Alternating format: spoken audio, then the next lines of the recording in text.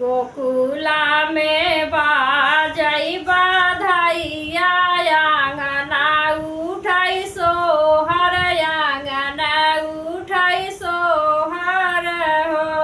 रामा जनम है कुंवर कन्हैया यशोदा जी के लालन यशोदा जी के लालन हो। रामा जनम है कुंवर कन्हैया यशोदा जी के लालन यशोदा जी के लालन हो।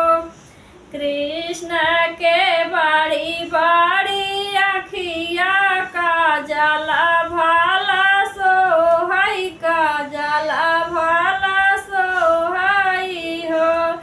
कृष्ण के बड़ी बड़ी अखिया तक काजल भाला सोहई तक काजल भाला सोहई हो।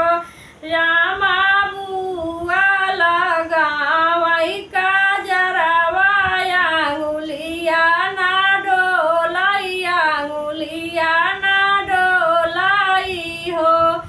रामा बुआ लगावई काजरवा अंगुलिया ना डोलाई अंगुलिया ना डोलाई हो। कृष्ण जी के लुटुर लुटुर बलवा देखत नीक लागई देखत नीक लागई हो।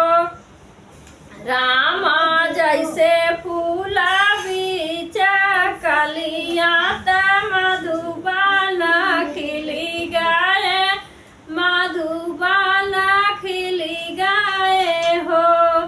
रामा जैसे फूला बीच कलिया त मधुबन खिली गए मधुबन खिली गए हो।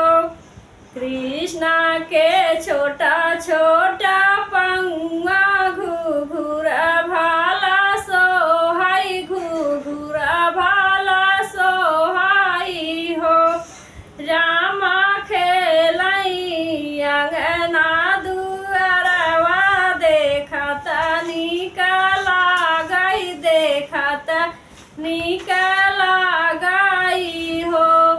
रामा खेलई अंगना दुअरवा देखत नीक लागई देखत नीक लागई हो।